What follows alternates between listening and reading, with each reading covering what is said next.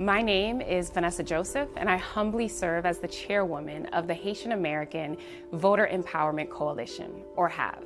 As the daughter of Haitian immigrants, my love for Haitian culture goes well beyond the food, the music, and the language. Just like many of you, I am proud of Haiti's history. I am proud that we were the first independent Black nation, and I am proud that we were the first nation to abolish slavery. Certainly, this was not an easy feat, given that our ancestors came from different African tribes, but they genuinely believed that l'union fait la force, and they put aside their differences and focused on a singular essential right: freedom and liberty for all. Today, as a community, we must return to this mindset. We need l'union. Nous besoin l'union plus passer tout l'autre bagay jodi. Our shared interests must come before our differences. It is said that in politics, there can be no permanent enemies, no permanent friends, but only permanent interests. No matter what your party affiliation, your religious beliefs, where you come from, and where you live, we are calling upon you to join in this movement. For far too long, our votes have been fragmented and therefore diluted. Yes, our votes have mattered, but they have not leveraged tangible results for the Haitian community. That is why I am proud to invite you to join the Haitian-American Voter Empowerment Coalition as we work together to carry this movement forward.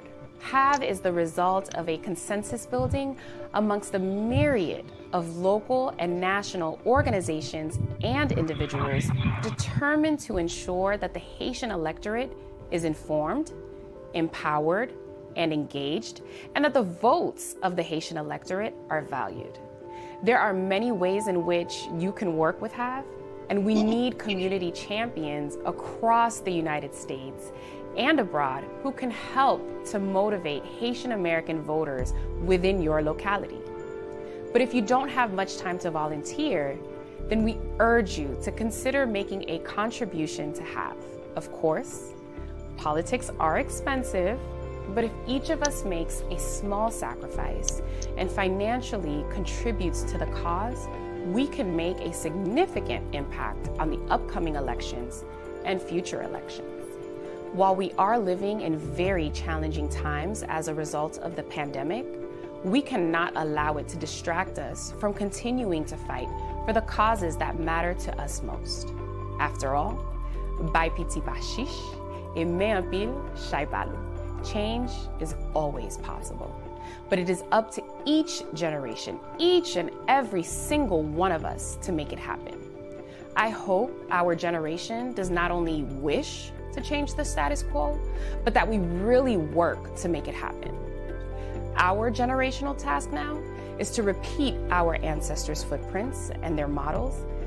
L'union fait la force. That being said, I invite you to visit our website at www.havcoalition.org to make your contribution or sign up to join this coalition. Our coalition. I thank you so much for your consideration and your commitment to moving our community forward.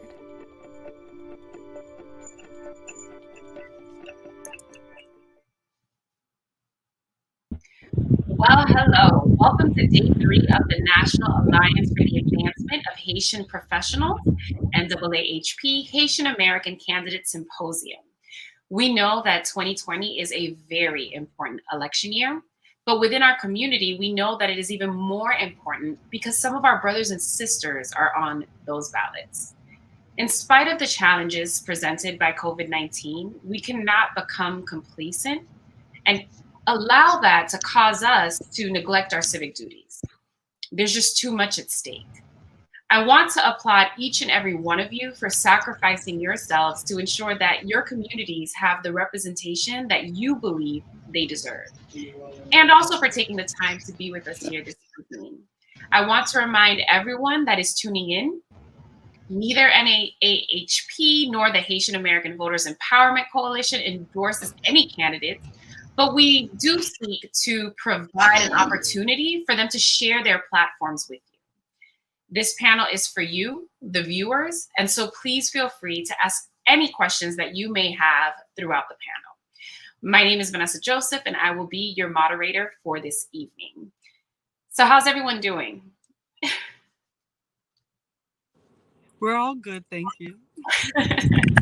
Well, I do want to remind doing you. awesome, Vanessa. That's great. I want to remind you all to be mindful of time. So please try your best to avoid speaking for too long so that everyone has an opportunity to participate. So before we jump fully into the conversation, please briefly introduce yourself and tell us for which position that you are a candidate. And if you can mute yourself when you're not speaking, that would be even better. So Stephanie Thomas, we'll start with you because you're the only one with your camera on. Yeah, and you're very staticky, but thank you so much, Vanessa, for having me on this platform, and I thank the organization as well. My name is Stephanie Thomas. I'm running for the City of Miami Commission District 5. I'm excited about this journey that I'm on, and I'm a mother, a wife, a caretaker. So District 5 is very, dear to me, and I look so forward to working with the community and other organizations to help me bring my community to the healthy life that it should be. Thank you, Stephanie. There's a little connection issue. If you can take care of that, we would love to be able to really hear you when you speak. So it's a little tough to hear you. Mackenzie Fleurimond, please introduce yourself briefly and tell us for which position you're a candidate. Thank you so much, Honorable Vanessa Joseph. My name is Mackenzie Fleurimond. I'm a city commissioner in the city of North Miami Beach, and I am running for re-election in North Miami Beach as city commissioner. I've also served on the city council in the past as an appointed council member a number of years back, and I'm glad to be back serving the city of North Miami Beach in this capacity. Thank you so much. Awesome. And Mr. Patrick, please introduce yourself and tell us which position that you are currently a candidate for.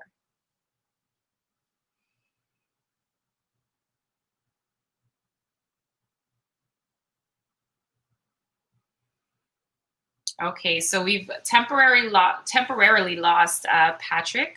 So we'll go ahead and have State Rep Dottie Joseph introduce herself and let us know where she's elected and which seat she's running for.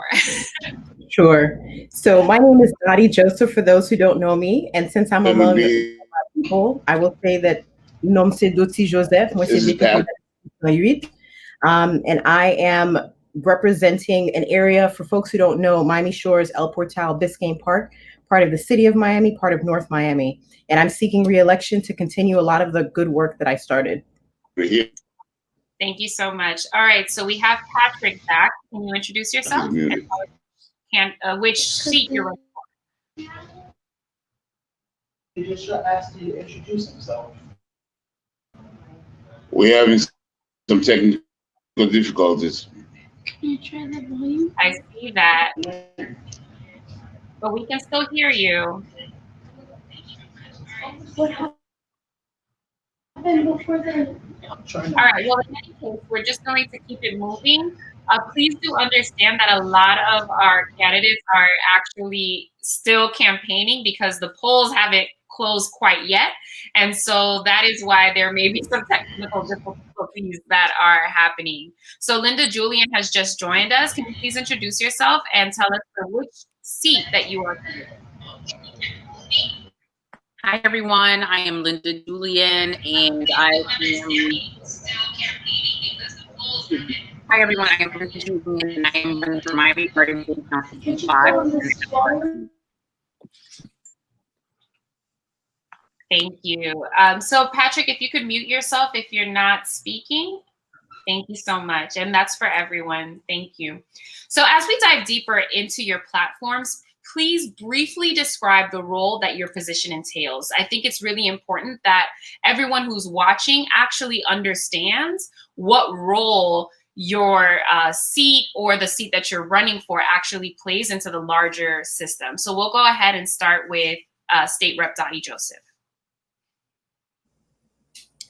Sure. For folks to understand the role of a state representative, picture Congress, but at the state level. So I serve in the House of Representatives, and our primary role is two parts. One is to pass a balanced budget, but also to propose and approve laws that are presented by our colleagues in different committees. So we also hold the power of the purse. So when I talk about the budget, that's with the separation of powers. And a lot of those funds go down to local communities to do some of the things that we need. So the question was the role, and what was the other part? Of what you do, right? What that role means to the larger community, so they have an idea. It's not just a title to them. Sure. So, I mean, those are the basic functions. But if anybody knows anything about me, there's nothing basic that I do. So we go over and above. So one of the things that is incumbent upon us as quote unquote leaders in the community is to address those needs that are beyond just our basic function. The Florida legislature is a part-time legislature, so we're not there year round. That being said, there are other needs that present themselves throughout the course of the year. Right now, we're in the middle of a pandemic. So the legislature is not meeting. We're out of session, so to speak, but there's still needs that need to be met, whether it's making sure that people have food, if they need assistance with unemployment compensation, making sure that my community and all the ones that not just in my district, but that the Haitian community has access to testing sites and all the resources that they need. So, at the basic level, that's the function. But again, if you're somebody who cares about your community, there are lots of things that you can do over and above. Awesome, thank you. Linda Julian, what is the role of a city commissioner? Thank you for that question. And so as a city commissioner, we are tasked with reviewing and approving an annual budget, which is going to be one of the first things that I go in doing once I'm elected on Tuesday. We establish long-term as well as short-term objectives and priorities for our city. We represent our constituents. We oversee the performance of, the city as a whole. We're tasked with establishing tax rates. We are the voice for the people who are voting for us. And this is why I tell folks, so often, especially canvassing, they're like, hey, we don't vote in local elections. We only vote in the federal election. And I'm like, yeah, but when you have an issue at the local level, you can't go to 1600 Pennsylvania Ave and knock on the door of the president and say, hey, I have aging infrastructure, or hey, I need speed bumps placed in my area because there's a lot of racing. You have to come on the local level. So that's what we do as a whole. And as a sitting city commissioner, Commissioner Fleury-Mont, is there anything that you would like to add to that, or that you have seen in terms of role changes, especially in light of the pandemics? Well, great question. I would like to add to what future Commissioner Linda Julian has said by saying that when we're looking at community policing, and a lot of what's been going on with the Black Lives Matter movement and police reform, we've come to the realization that this is a local conversation as much as it is a national conversation. And what I mean by that is when you're a city commissioner, you actually pick your city manager, which is in essence your administrator and your day-to-day operations manager. That person in turn picks a police chief. And that police chief is responsible for policies, procedures, as well as hiring and firing of police officers. And those police officers deal with our residents on a day-to-day basis. And so when we're talking about police reform, when we're talking about police policies and those types of things, that is a local conversation more than anywhere else. It is a local conversation. And so we've begun to see how local municipalities and elected officials are really taking part of a national debate when it comes to that. Now, with the pandemic, my city happens to be in a position where we provide essential services like water to our residents and people in and around North Miami Beach. And so one of the things that we've had to do in light of the financial circumstances that people have is to stop water disconnections. So if someone has difficulty paying their bills, we do not disconnect their water because that's an essential service that they need. In addition to that, we've had to shut down some parks so that we can enforce social distancing. We've also enacted curfews so that people can get home at a particular time and stay off the roads, and all of these things to help curb the spread of COVID-19. So municipalities on the local level, we do have a lot of say-so, and we do have a lot of purview over the day-to-day of residents' lives.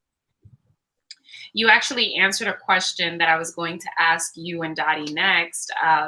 It's really interesting that you bring up this subject even before it was asked. The two of you are actually currently elected and are up for re-election.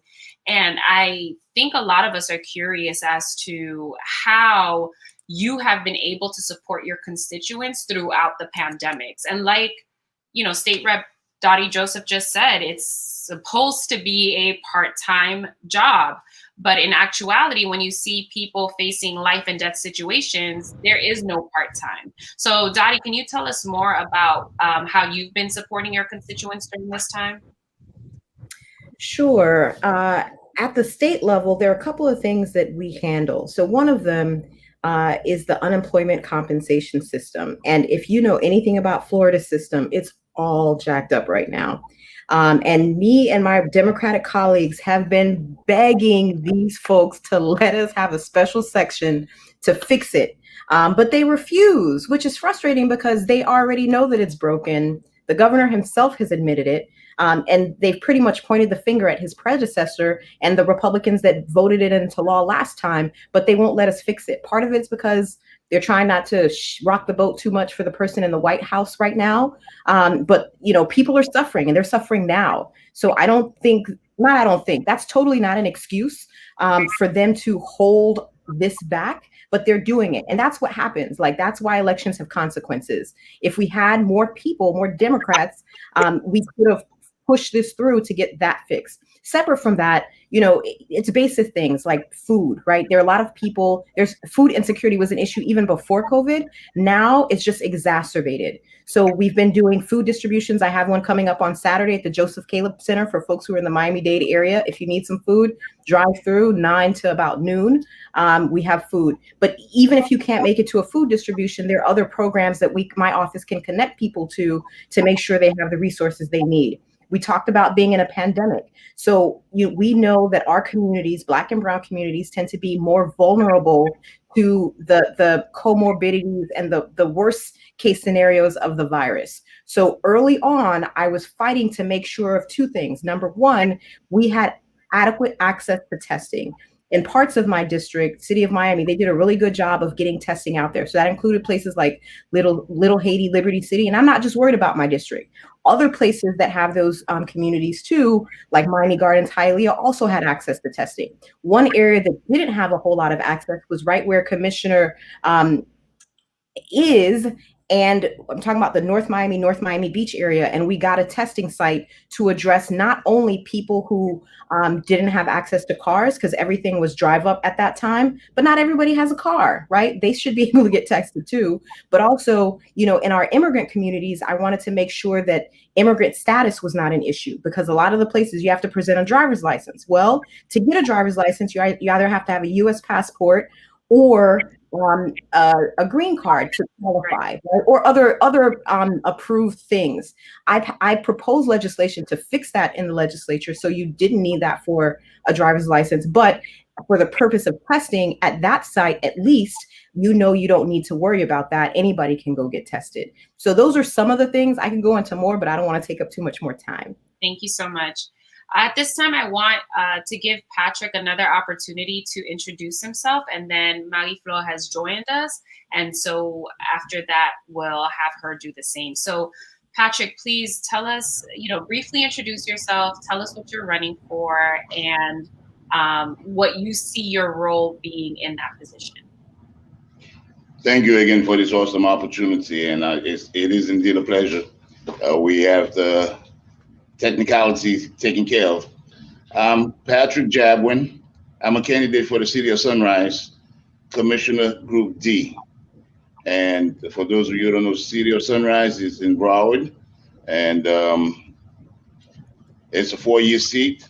It is a nonpartisan race for the City Commission, and I'm looking forward to become the next commissioner in Group D. Awesome. So, Marie-Flor, please introduce yourself. Tell us what position you're running for, and tell us what you would be doing in that position. Explain to us what the role of that position actually serves within our larger system. Thank you, NNHP and Madam Moderator, City Clerk Vanessa Joseph, and all the panelists here this evening. I think I saw 6 heads. I'm Dr. Marie-Flor Tortu. I'm a proud candidate for Miami-Dade County School Board, and I'm in District 7. District 7 encompasses the entire South Dade, primarily Kendall, north, east, north, south, east, and west, and also its unincorporated Miami-Dade, and including cities of Naranja and Princeton. There are about 181 constituents. As a future school board member, I bring a new oxygen. I'm a strong challenger. I am challenging an actual incumbent that has been appointed in 2015, elected in 2016. I'm not challenging an individual for the past 18 months. I challenge the entire system and all the gaps that there is actually in education. And thank you again for this opportunity. As your next school board member in District 7, I bring a message of inclusion. The district is culturally diverse and everybody is buying into the platform of inclusion. Inclusion not based on race, but inclusion based on services. Like you will hear a propaganda of teacher salaries of over $400 million, but that propaganda leaves out the substitute teachers, the nurse educators who have never been mentioned, but by me, the bus drivers and the cafeteria worker. And I think we should be proud as Haitian fellows to be part of history and to be part of a platform where Haitian children will not be left out in the educational system. Thank you. And Stephanie Thomas, I know you were having a little bit of technical difficulty at the outset, so please, I just want to give you an opportunity to fully introduce yourself and tell us for which position you are a candidate. Okay, thank you. And I apologize for that. I appreciate the opportunity to be on this platform with these wonderful individuals that I know personally. And my name is Stephanie Thomas. I am currently running for the City of Miami Commission office for District 5 for the City of Miami.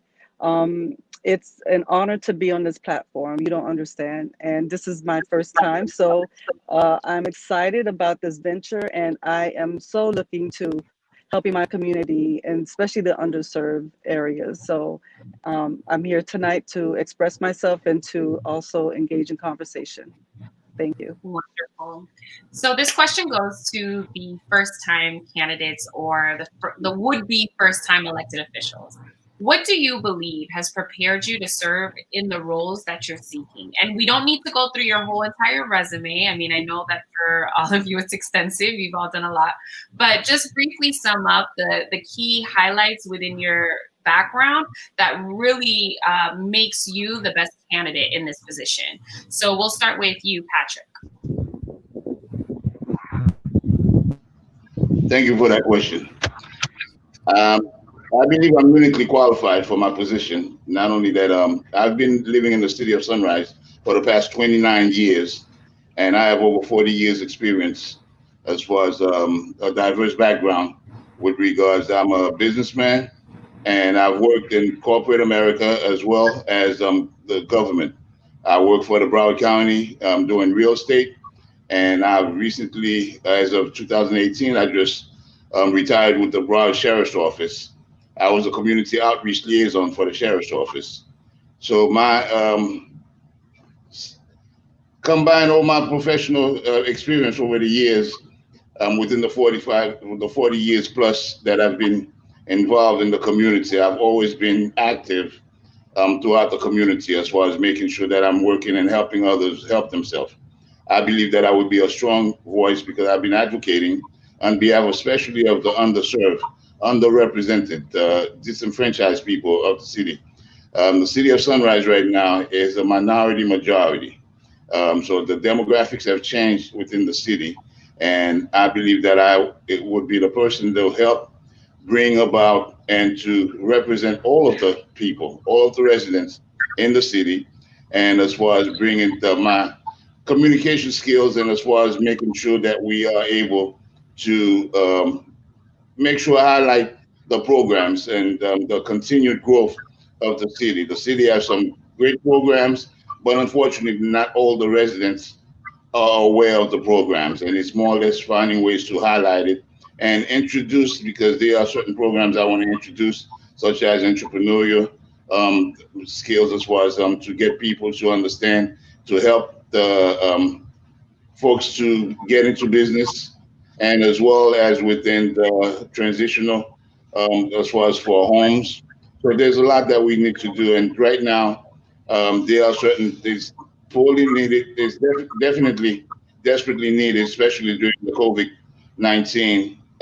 We're looking forward to bringing people together and working more or less for better sunrise, together for a better sunrise. And this is what I'm all about, is inclusive. Thank you. Stephanie? Thank you.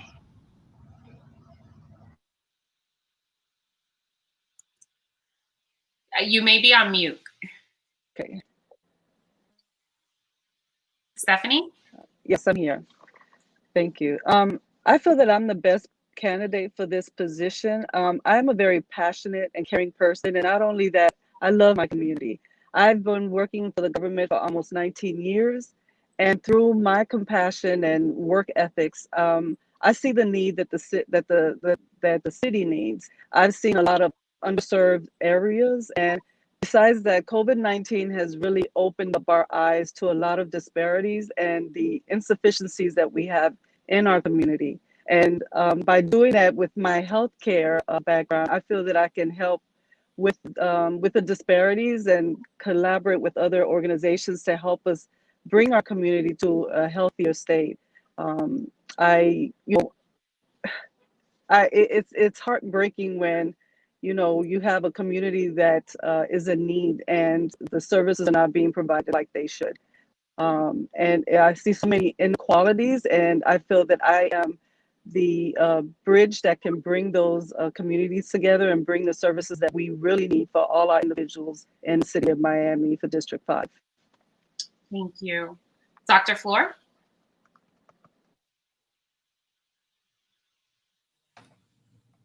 I'm the best candidate because I picked the time. The time is right. With everything going on right now, you need an educator and the school board. For years, the school board system has been very politicized. People has been appointed, and they are more lobbyists of educator. I'm first a very engaged parent. I am wanting for the parents like me who are very engaged, visible in the life of our children, and that can really walk the talk.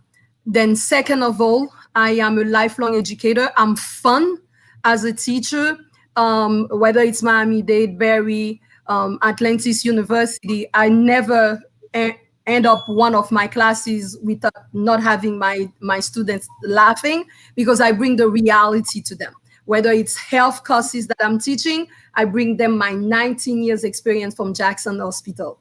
In the school board system, I'm bringing my experience also from a former social worker, and mental health is an issue. Gun control is an issue.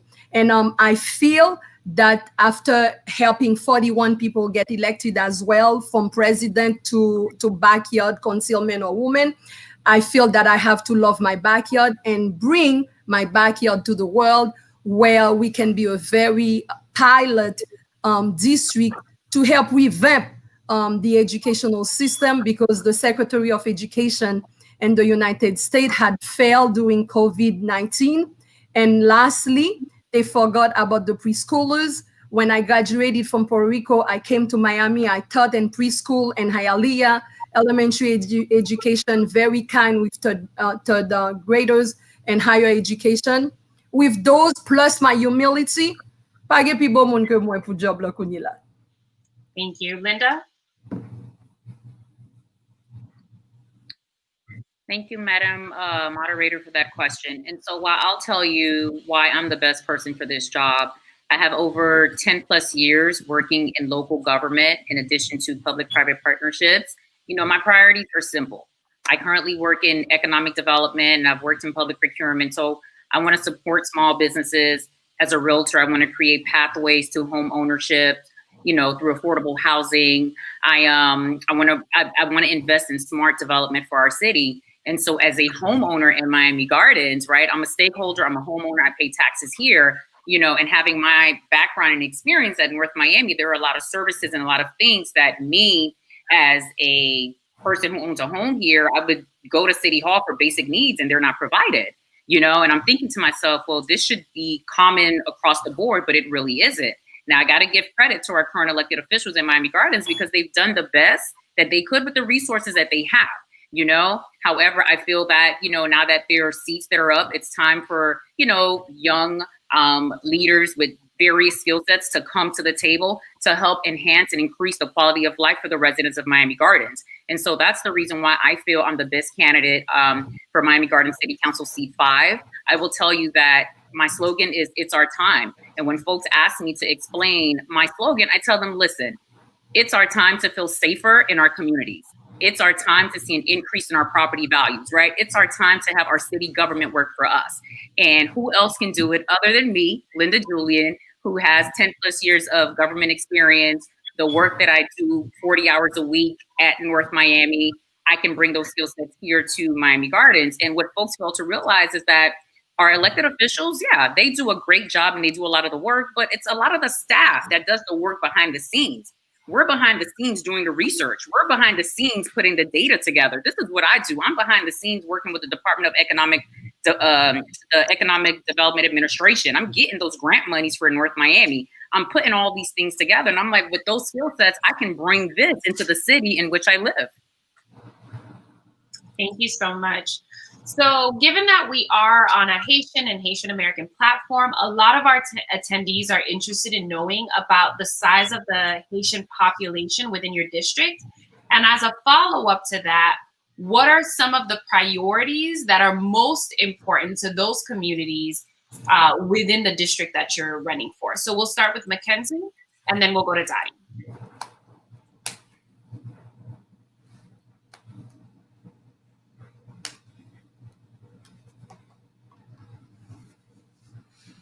So Mackenzie, we can't hear you.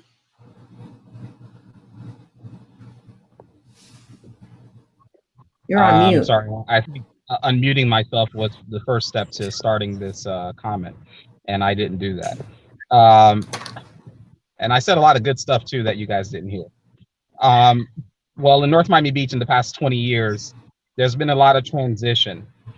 And if you look at 20 years ago, North Miami Beach saw an influx of Haitian Americans purchasing homes in the area. And that led to about 38% population in North Miami Beach being Haitian American. So we have a huge base of Haitian Americans in North Miami Beach. In addition to that, over 50% of the population in North Miami Beach are Black. And we have Asian American, we have white American, Jewish American, Hispanic American, etc. So it's a very diverse community. The Haitian community does speak volumes in the city. And that's the reason this is important. People solve the problems they are familiar with. And when you are familiar with a particular demographic and some of the issues that they may be facing, you're more inclined to be able to focus on those issues and to be able to solve those problems. And I think in North Miami Beach, we're doing a good job of that. We went from having 0 Haitians on the commission in the past couple of years to having 3 Haitian Americans on the commission. And the community spoke loudly in the election in 2018. And I think in 2020, they're going to do the same thing. Dottie? Sure. So my district is probably one of the most diverse districts in the entire state, both culturally and economically. So it's about 60% Black. And of that 60% Black, it's about 50%, just over 50% Haitian. Now, that's based on the old census numbers. So let me just do a quick plug. Make sure you fill out your census, folks.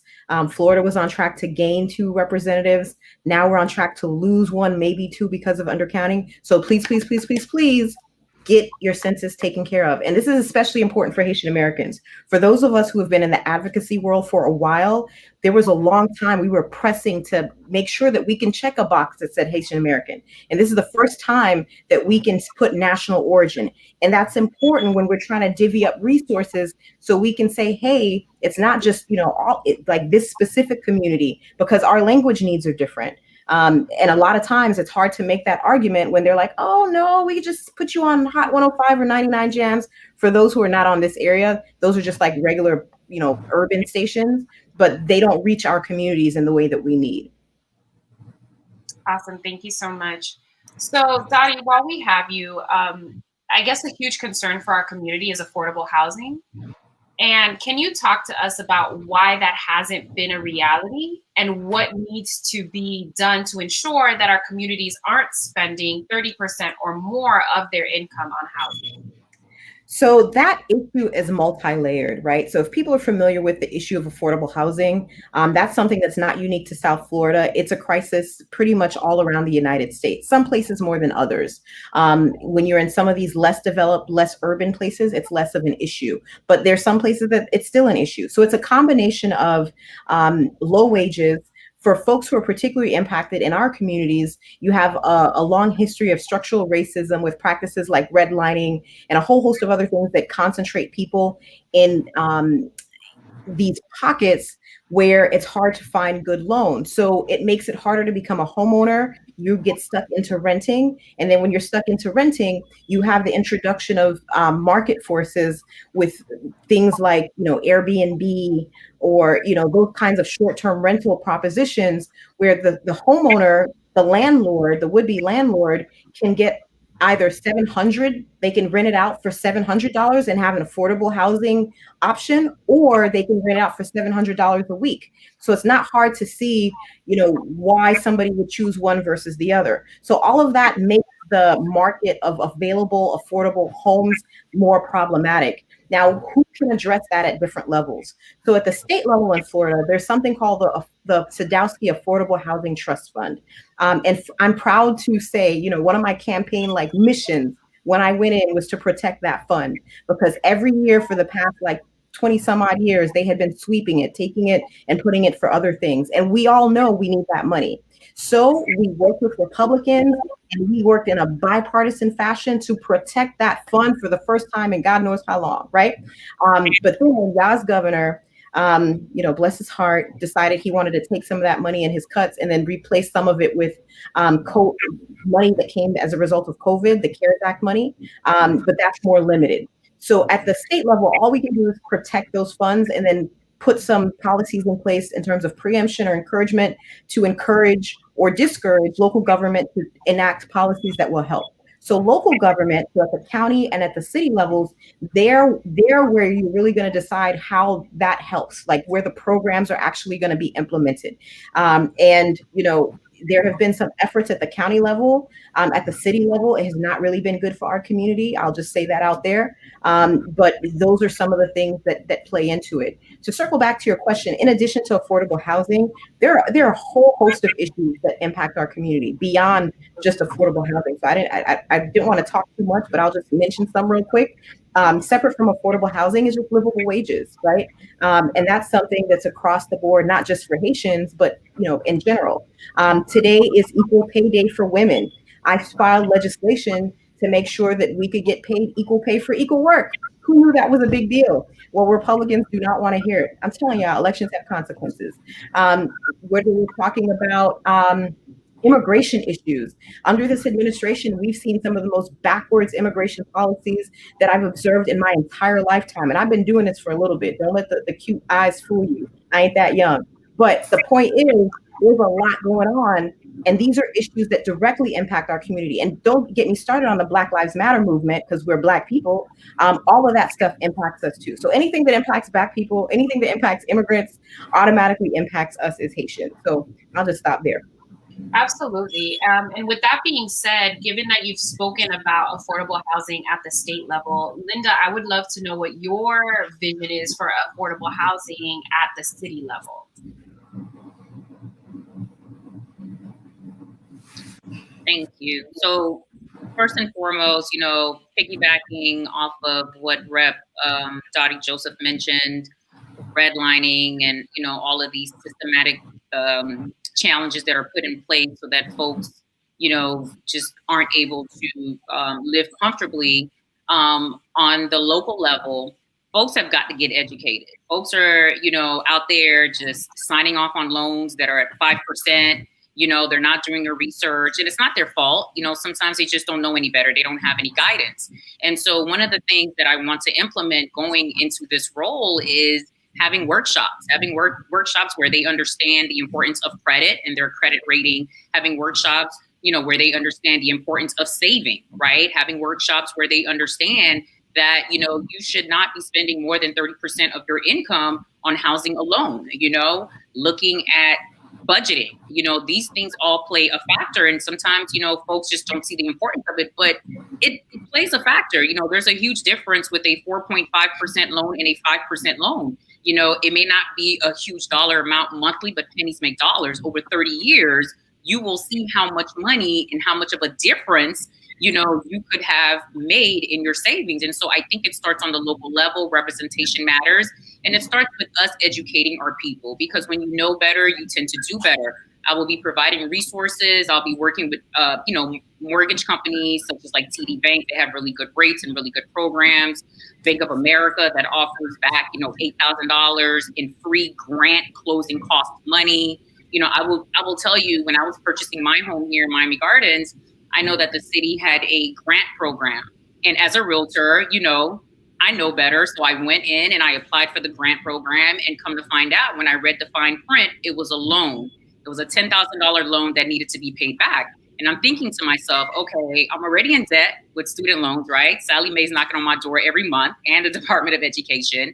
I'm about to take out this loan because I need to get this mortgage. Why would I want to add on top of that the debt that I have to get this $10,000? And sometimes folks just don't know, and they hear grant and things can be misleading, and they get themselves in more debt.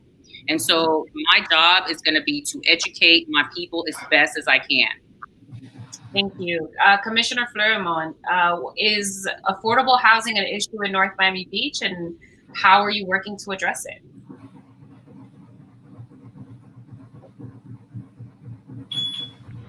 Commissioner?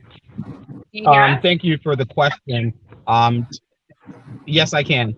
Thank you for the question. To piggyback off of what Linda Julian just said, it's a piece about education that's very important, because a lot of times we look at loans and some people are just happy that they can qualify for something, and they don't look at the fine print.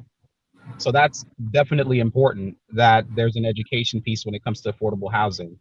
However, one of the key components to affordable housing, or addressing affordable housing as a municipality, is really being an entitlement city. And with North Miami Beach, we are working very hard to becoming what is called an entitlement city, where you have 50,000 plus one minimum residents in your city, so that your city can qualify for federal dollars to assist with affordable housing programs. And so our city at this point, we are working on that. And the hopes is that we do qualify to become an entitlement city. And so we can receive funding from the federal government in order to assist people in acquiring homes in the city of North Miami Beach. Another piece as well that I'm working on currently is we're getting an inventory of the properties that we own within the city that have the opportunity to be improved upon, and looking at possible collaborations with builders maybe that are concerned about affordable housing and that are also concerned about the environment, and partnering with those builders, similar to other projects that we've seen in other cities, where they build on city property that's been granted to them, and they're supposed to build at an affordable rate where we can attract workers like teachers, police officers, and people who really want to come and be part of a community like our city. Wonderful. Patrick, how is it in Sunrise? Thank you for the question. In Sunrise, as I mentioned before, even though that is a minority majority, Sunrise right now have approximately 95,000 in population. and we are 31% African American and about 24% Hispanic and 37% white. With regards to affordable housing, and keep in mind that we're not district, it is citywide election. So with regards to affordable housing program, you have luxury homes near the Sawgrass, near the western part of the city. That luxury homes, that's high price, so it's very hard to, more or less, the developers still concentrating on selling those homes. I'm a real estate broker, and as Linda Julian had mentioned, with regards to educating the community, I plan to initiate a program with workforce housing program, where not only to help the first-time homebuyer program with first-time homebuyers and so on, but also to get together with the developers that already have built beautiful homes in the city area, and to see how can we work together to make it more accessible to other folks in other parts of the city. This is why, and to piggyback again, the education part, as far as explaining to folks how to get them to initiate them, looking to do a small business incubator program where we could more or less to create entrepreneurship program for people to become more or less self-employed and to work together and then become homeowners.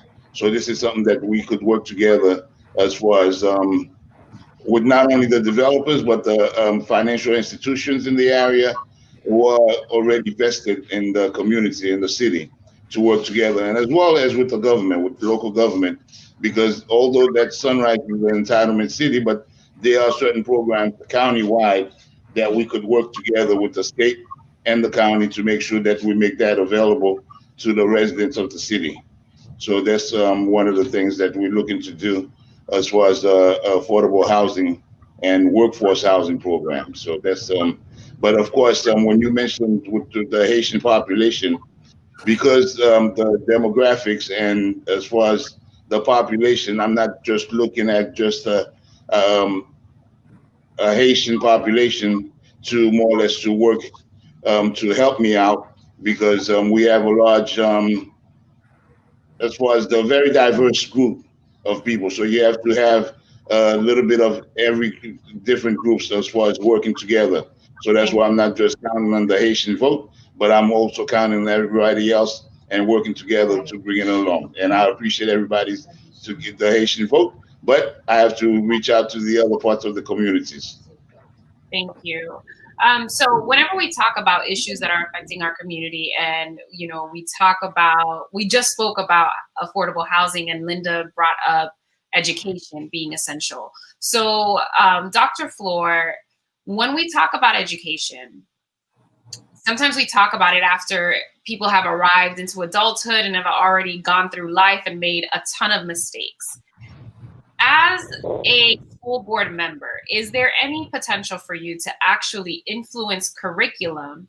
And in influencing curriculum, are you able to suggest curriculum that focuses on, investing, savings, budgeting? I remember when I was a kid, we had them come, I think Chase Bank was Washington Mutual at the time. I'm dating myself, my God. But they were Washington Mutual, and they gave us checking accounts, and we would save, and I became like a money hoarder. I would just save money.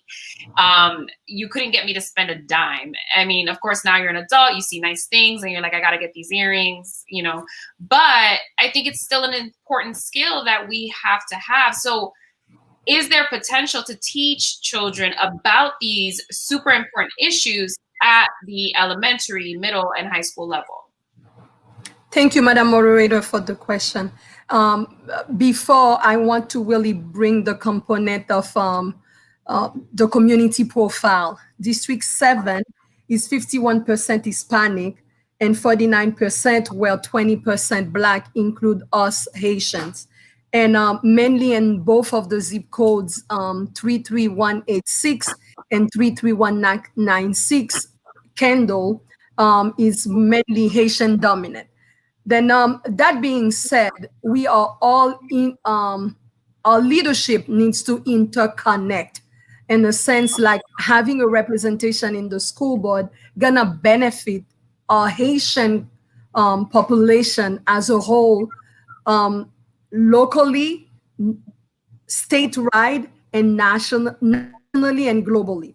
Because when I'm listening to future elected official Linda Julian in the area of housing, a child that is homeless, a child that sleeps in his car, not because of mom and dad not having money, but mainly being of Haitian descent and where mom is a single parent and making only $900 and cannot afford a single, even an efficiency apartment in South Dade because they are in the $1,200. Then you see everything that we're talking about interconnect.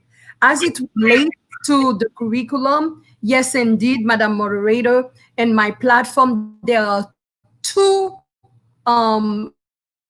integration that I'm gonna bring into the curriculum. First, civic engagement. From early age, the kids have to benefit from what we have that they don't have, which is called civic engagement. We had some of us who grew up in Haiti, we studied civic engagement, loving our country. Then if we have that at the foundation with our preschoolers, and it's part of my curriculum, I think we're gonna make an impact and also help all those movement of Black Lives Matters, but the kid will have the self-esteem and have that part of civic engagement. And I'm not even making no correlation with cultural diversity, because I feel like the history curriculum lacks, and including the Black history, and always omit Haiti as the first Black republic.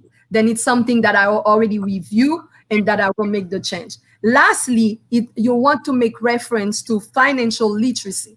My son studied to work 14. Then I lead with example. My son Philip works at Public since he was 14. Then for me, it's middle age. Then I think financial literacy should be integrated and for middle schoolers at the age of 12, 13. That way, just the same way you had the benefit and not spending. And now Philip gonna turn 18 in 2 weeks. I don't have to worry about him wanted to buy a sneaker and any other things. And those three essential, as your question clearly stated, and impacting the curriculum, yes, in the area of civic engagement. Second of all, financial literacy for the middle schoolers. Thank you. Dadia, I just have one quick question as it relates to immigration. You lightly touched upon it, and I'm not even going to ask the more local candidates because we know that, you know, in reality, the main issue of immigration is handled at the federal level. There are certain things that we can do for our community to ensure that we empower our immigrant communities, but at least I would love to know from your perspective, what do you see as your role in terms of immigration? And I know one of the things that you spoke about was driver's licenses, which is extremely important and an advocacy point for, you know, us all attorneys. So please let me know what you think. Let us know what you think as far as immigration and what your role is in that. Sure. So, I mean, driver's license is the easy one because we do control that at the state level. And I say easy, but it's not so easy because if certain people in power don't see the importance of it or the necessity of it, it's a heavy lift. But even beyond that, so we had some really nasty legislation come across two sessions ago while I was serving. And basically what it was something called the Anti-Sanctuary Cities Bill. If you don't know what that is, Miami-Dade County used to be a sanctuary county wherein they wouldn't cooperate with federal immigration officers about, you know, detainer requests. And the reason they came to that decision was because it was just financially overburdensome. Housing somebody in prison beyond what's constitutionally allowed costs money, right? And plus you needed to have, you know, certain approvals, et cetera. So since then, Miami-Dade County is now under Republican control, and that mayor has reversed that policy. So we have no protection there. And when we look around the United States, we have other states and other cities that have protected their immigration population and have refused these requests. So the request came down from the person occupying the White House right now, and the person in the governor's mansion, likes to please him. So one of the things that was one of those policies that I'm completely against is this anti-sanctuary cities policy. And what happened is they force local law enforcement. So the commissioners, your police departments have to submit to this, and federal and Florida law enforcement to honor these detainer requests, even though I would argue they're unconstitutional because there's no judge that's been signed off on them, and it's beyond what's constitutionally allowed. And the way they messaged it was that, oh, these immigrants are dangerous and they hurt our people. And it was so xenophobic and so contrary to the facts. If anybody knows anything about the immigration population, or just look at the numbers, they are much less likely to be involved in criminal activity than any other group, excluding the native-born population. So for them to say that was completely disingenuous. So we fought tooth and nail. I went in, and they didn't like it. And I actually do know my Constitution, unlike some of the other folks there. And I guess they weren't used to having somebody on the Democratic side who is actually a constitutional scholar and actually knows immigration law and how these things interact. So this guy got so mad, he started yelling and stuff, and he had to just pump his brakes. But the point is, these things do happen at the state level sometimes too. This time we didn't have enough numbers to hold it back, but we fought tooth and nail, and we're still engaging in litigation as a result of some of those things. And it's really disheartening. But separate and apart from that, another role that we all have to play is just have good relationships with the people whose job it is, right? So I have a great relationship with Congresswoman Wilson, as well as the senators who represent us, who happen to be Republican. But when it comes to constituent services, we're all in this together to make sure people's needs are addressed to the extent that we can address them. And because I'm Haitian, I also have a good relationship with the folks with the Haitian consulate in case there's an interaction there that has to do with immigration. And I have friends who are at the State Department. So if you're not Haitian, I can still help you. So my point is, part of it is, you can be the basic level and be like, yo, that's not my job. But people don't know when they're coming to you for help. They're coming to you because they have a problem. So, we have to help each other. So some of it is developing relationships. So if you can't handle it, somebody else who can. So there you go. Awesome. I just saw a question, and a very interesting one. It's very on par with current events right now.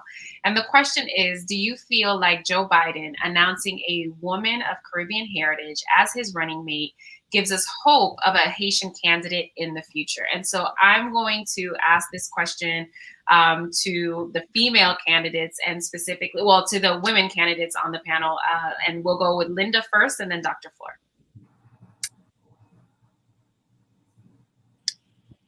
Listen, the answer to that question is yes, yes, and yes.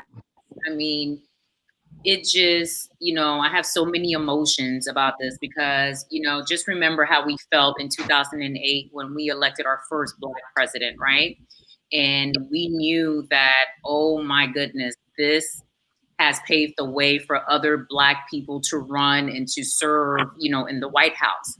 And so now with Biden announcing Kamala Harris, who is of Jamaican descent, who is, African-American, as his running mate, I mean, this just opens up so many doors and so many opportunities for women, especially for women of color. So I'm super excited for what the future holds for all of us, because everyone that you see, someone had to pave the way for them. We all didn't get to where we are by ourselves, right? Someone paid it forward and someone paved the way. And so I'm excited to see, what the future holds leading up until the November election.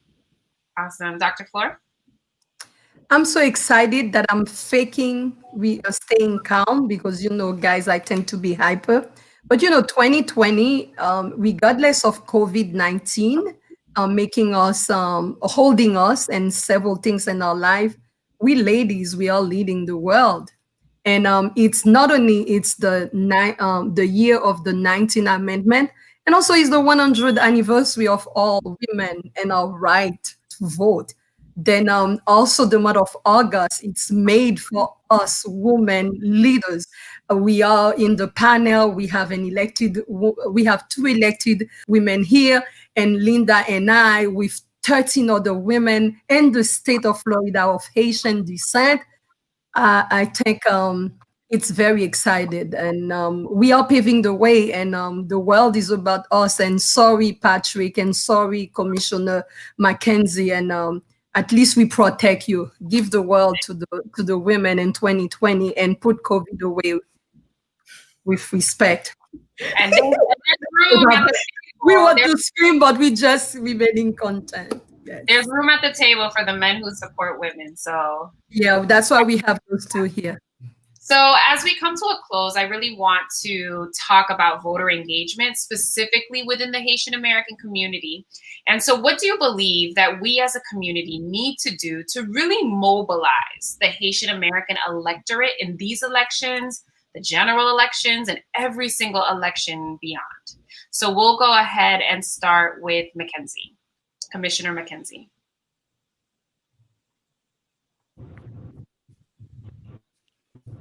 Thank you so much, Honorable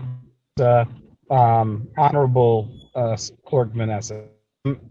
I think it comes to engagement and voter engagement, we each have our own responsibility as elected officials to reach out to our core constituency, our base in our own community, to encourage them to go out and vote. I'm on the phone with my city clerk quite a bit, talking about what initiatives we can take to motivate people that come seeking services to not only register to vote, but to encourage them and remind them to vote. In addition to that, there's a lot of grassroots efforts that we can do through our party and through different organizations like the Haitian-American Voter Empowerment Organization that you're chairing as well. We just have that responsibility as elected officials to make sure that we get people to the polls, because there was something that Representative Joseph mentioned that is key. A lot of times in local politics or local elections, we don't look at it as a partisan election.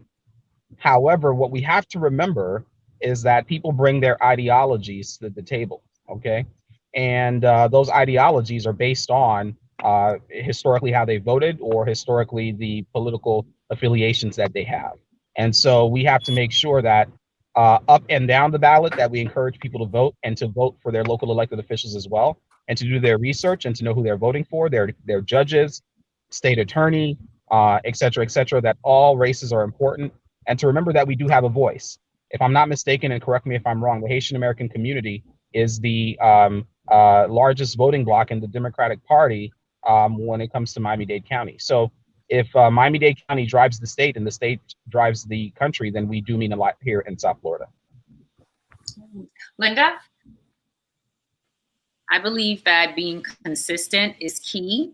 I will tell you during this journey throughout my campaign, while everyone was targeting, the super voters and the 3s and the 4s, I've been out, my team has been targeting the 3s and the 4s. I've been out targeting the 0s and the 1s, the folks who really aren't out there voting, right? A lot of times they just need that motivation. And what I'm hearing from them is that, when it comes to election time, that's the only time you hear from you people running for office. We don't hear from you anymore, and you guys want to come around every 2 to 4 years when you need a vote. And so, with that, I feel that being consistent is key, right? Holding voter registration drives maybe once a quarter, maybe twice a year, right? Not just when there's going to be an election, but education is key. Keeping them informed on what's going on, keeping them informed, just kind of keeping, the wheel going and not just reaching out and telling them to vote when an election is coming around. So that way, when we have an election that's coming around, they're already informed. They're already ahead of the game. So we don't have to go and say, hey, this is important. You need to come out and vote. They already know it. Do you know what I mean? So I think that, we should come together as a collective body, as a group, and just keep our folks informed. When they have a common connection with you, folks who are Haitian who tell me, si pas pour vous-même, on pas voter, moun pa fè rien pour nous. And I'm like, no, c'est très important pour capable voter. It's super important for you to vote. And these are the reasons why it's important. All right, Patrick? Yes, well, definitely voters' education is the key to educate our people. And I think a lot of times, for the past 9 years or so, I have been facilitating on a monthly basis civic engagement workshop, as far as telling people about the governmental structure of Broward County, but more importantly, how to get involved in local government. Because sometimes something as easy as code enforcement could be a tragic experience for somebody who does not understand politics. So local politics, as the representatives say, election definitely has consequences. When you're looking at right now, as far as mobilizing and explaining to folks to not only getting involved, but to exercise your voice, because we do have a voice, we have a population, but at times that we may feel that we are not unified, or maybe we don't think that maybe the civic leaders that we have, and as well as the religious leaders, we need to get everybody together to be on the same page and understanding. And more importantly, I think it's about time, high time right now, that with the Haitian leaders and the leadership, by the way, ladies, congratulations, because the great work the candidates have been doing. We are not jealous. I'm right along with you. And this is the time that we definitely could come together and have a PAC, a political action committee. And there are enough of us out there who understand the game to come together and more or less to start mobilizing and educating the people to get out the vote. That is not only when it's election time that we have to be proactive instead of being reactive. So this is the time that right now, take advantage of it. So I look forward to working with you leaders in the future. All right, Patrick, well, you can go to havecoalition.org and join us there. So Dr. Floor. The first thing I want to tell people is that you have 4 candidates in that platform. If you don't know where you put your voter registration card, because when I did canvassing, it was very interested that our Haitian brothers and sisters will ask me, Dr. Flom Baron Koteli. Then, and when they don't know Baron Kotelier, then now the driver license expires because for our seniors. Then you cannot ask people to be engaged if you don't take advantage of that forum today. The first thing, Patrick, Linda, State Rep, and myself, the 4 candidates we're asking you to do, is to locate your documents, okay, and make it up to date. Now voter registration is too late. You will not be able to vote for us, but those of you who can vote for us, you need to vote for us first, because there's no way you're going to have Kamala Harris if you don't elect State Rep Doty, you don't elect Linda, and you don't elect myself and Patrick. Because comment on arrive en novembre sous pas fait août? Then election is in 5 days. Then to be engaged, it's to find your ID, to find your voter registration card, to go out and vote tomorrow between 11 and 7, over the weekend, Saturday and Sunday, 8 to 4. That's your first engagement. 1 day at the time, 1 local vote. That's how we're going to get to November. Dottie? So I want to highlight what Linda said about targeting those voters that usually don't get targeted, because those are the ones we're talking about. Because us on this call, we vote, right? Nobody has to tell us to vote. Like, we're those people, right? So what about everybody else? We need to counter, and it's going to be coming. We're going to have the Russian trolls. You're going to have the Russian bots. You're going to have, Lord knows what other country's going to be interfering, because he's been asking them to try to convince us that our vote doesn't matter, that you should not go out to vote, and to get you all riled up and so upset that you just get discouraged, right? That, just know that that's coming. That's the politic that we know is coming. How do we counter that? We just get ready. Think about any issue that's important to you, whatever it is that's keeping you up at night, whether it's George Floyd, whether it's Breonna Taylor, whether it's affordable housing, whether it's equal pay, whether it's minimum, whatever it is, chances are it's impacted by that election in some way, right? So let's take the Black Lives Matter movement, for example. Who decides, what the police are going to do, who they're going to arrest, who they're going to target? Guess what? There's a chief of police, and that is either elected or appointed by people who are elected. So that's your step one. Then there's a state attorney, right, who decides what charges are going to be brought. and really helping people to connect the dots. Because if they understand the dots, they'll understand that this is important. And when I hear people say, oh, Democrat, Republicans, the same thing, BS. It is not the same thing. And not all Republicans are bad and not all Democrats are good. So truth be told, but we need to do that research to see who's in it for the people. I'm in this game and I'm gonna tell y'all, not everybody's in it for the people. Some people are here to build the community up and some people are here to tear the community down. What are their interests? Not all skin folk are kinfolk, okay? So we need to know that and approach that and understand what that means. And I know you didn't ask me the question about Kamala, but I'm gonna just say it. I love me some Kamala.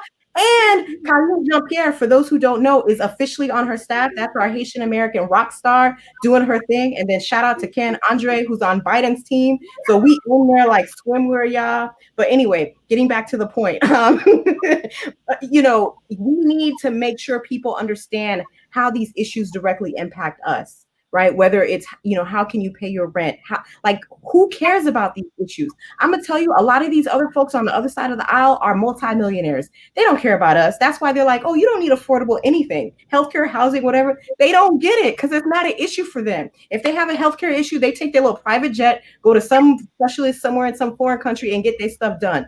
We can't do that. The communities we represent cannot do that, right? So we need to fight for us. Not just because, you know, we're Black, Haitian, immigrants, whatever, all of these things that conflate to who we are, you know, because we get it, right? We're there in the fight. So we need to just make sure people get it. And there are no throwaway votes. Like, I don't understand when people tell me they're not registered to vote. Like, I really get like a headache. I just can't, it doesn't compute for me.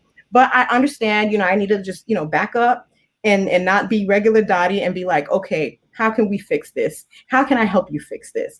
And really figuring out a way to reach out and keep people engaged beyond the election cycle so that they understand, because these issues, Black Lives Matter issues, don't just happen around election time. They happen all the time. So making sure people are able to connect those dots so that they can vote their interests rather than the politics that people are going to try to convince them to. Last point on that, Florida, by the numbers, is a blue, meaning Democrat state, but it gets politricked and gerrymandered into voting purple and red. If we overwhelm the system, like Stacey Abrams mentioned, there's little that these other Russian bots and all the foolishness that they're going to do can do. We need to vote in November like our lives depend on it, because hardcore, for real, they do. If you're looking at what's happened in COVID-19, all around the world, you have women leaders, hashtag women leaders, who are handling this and never had to shut down because of the pandemic, or are completely reopening now with 0 new cases. You hear me? 0. Compare that to this so-called first world country run by this person of a, I can't even refer to him other than Russian Agent Orange. Okay. So my point is, we need to vote in November, come out en masse. If Black Lives Matters to you, he can't even say that out of his mouth. If you appreciate somebody who doesn't refer to our homeland as a SHIT whole country, you need to come out and vote. Like, no more talking, get out and vote. So I said, all right. So we have come to the end, and I want to know if you all have any final words before I give my closing statement. So we'll start with Dr. Floor. You're on mute. Final words, it's money. Today, we have few hours. We ask you to go out and vote, but there's no election without money. I'm gonna give some money to Patrick before midnight because I feel bad that I've been looking for his cell phone. Then people watching us right now needs to know that they have to invest on their candidate as well. You have to give Flo money. You have to give State Rep Dottie Joseph money and Linda Julien money. I'm never ashamed of asking for money, and please do it by 11:58, not 11:59. Today is the last day that we can ask you for money. I was very humbled, pleased, and proud as a woman to be part of that platform today. And I'm telling you, get out and vote. 380 for Miami-Dade County School Board, District 7. And thank you, NWAHP. Patrick? Thank you. Well, first and foremost, I want to thank you, NAHP, for putting this forum together. One correction, my election will be in November. the municipality is in November. So we're not, even though it's nonpartisan. So I have some time, and I thank you, Flora. And yes, there's two things that wins election: it's money and votes. So not only to get out the vote, we need to get the word out as far as the propaganda and support one another. So I thank you guys for putting this together, and I hope that the audience have learned, not only got a chance to meet us, but more importantly, the conversation that's very educational, and we look forward to continued success. And yes, I will follow up with that and making sure that I'm part of the coalition. You're doing great work, and I appreciate that. And each and every one of you are doing great things. So let's continue. And until victory is won, we will not stop. All right. Stay safe. God bless everybody. Thank you. And we'll talk. Well, Vanessa, first and foremost, I would like to thank you, and I'd like to thank NAAHP for hosting this forum tonight and for having me on here. It is very important that we have these conversations and keep, the Haitian and Haitian American community abreast of what's going on and who their leaders are and who their future leaders are going to be. For those of you out there, my name is Linda Julian, and I'm running for Miami Gardens City Council seat 5, which is an at-large seat. That means that I get the honor to represent each and every single resident in the city of Miami Gardens. If you'd like to learn more about me, you can visit www.lindajulian.com. My website has my platform on there. You can also make a donation, like Dr. Fleur mentioned, by 11:58 p.m. tonight. I'm looking forward to serving the residents of Miami Gardens. And if you don't live in Miami Gardens, but you have friends and family who live in Miami Gardens, please encourage them to vote for me, Linda Julian, punch number 415. And I'd be happy to have a conversation, because I don't just want votes, I want to earn the votes, okay? So I'd be happy to have a conversation about my platform and how we can collaborate and work together for the betterment of our community. Thank you. Thank you. Dottie, final words? Sure. So I will echo the ask for money, because my deadline is also 11:58. So let's go with that 58. Like Dr. Fleur said, dotiejoseph.com. So that's Dottie, DOTIE, just one T, IE, Joseph.com. So hook it up, click contribute, whatever you can, drop a little something.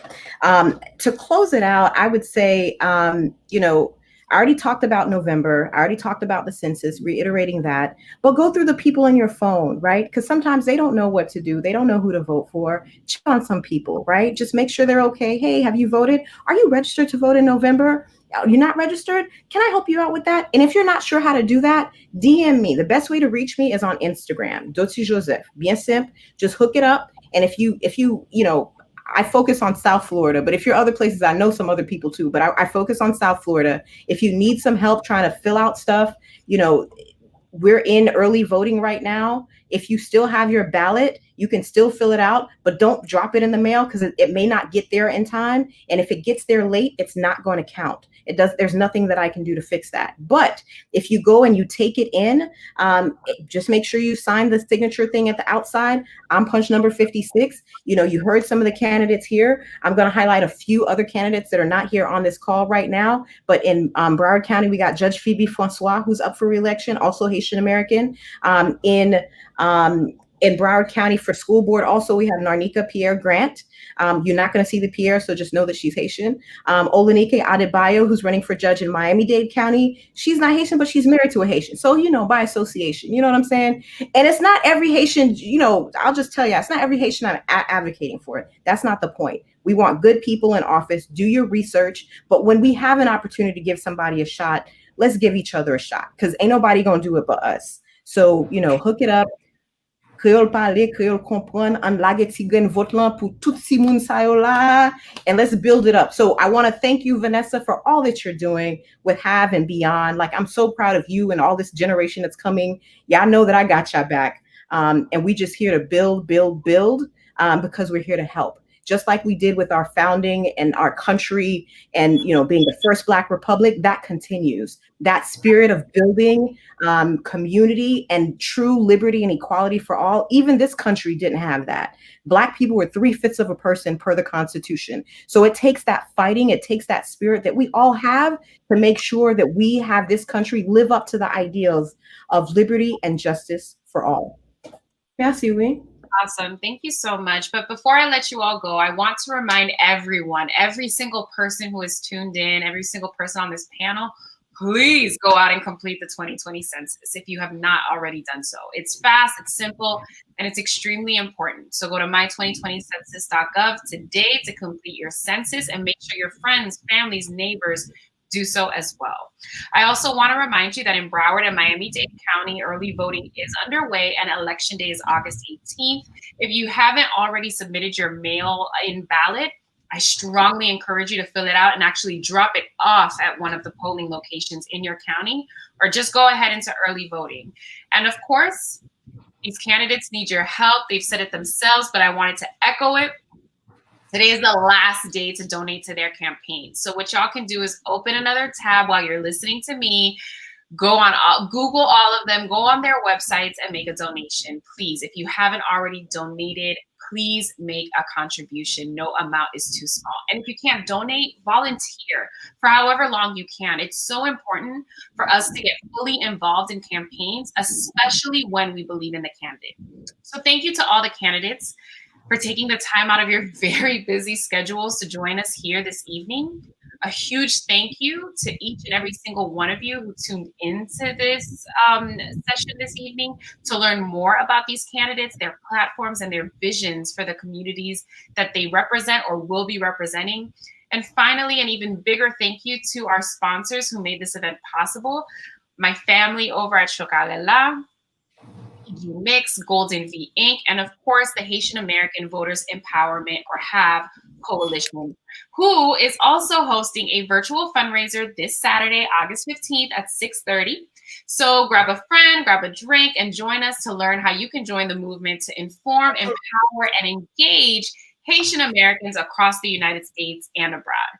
To RSVP, visit havecoalition.org/events. And don't forget to join us tomorrow for day 4 on Friday, August 14th at 6:30 p.m. with another group of Haitian American candidates. It has been a pleasure serving as your moderator. Once again, my name is Vanessa Joseph, and I wish you all a blessed evening. Yay, HP!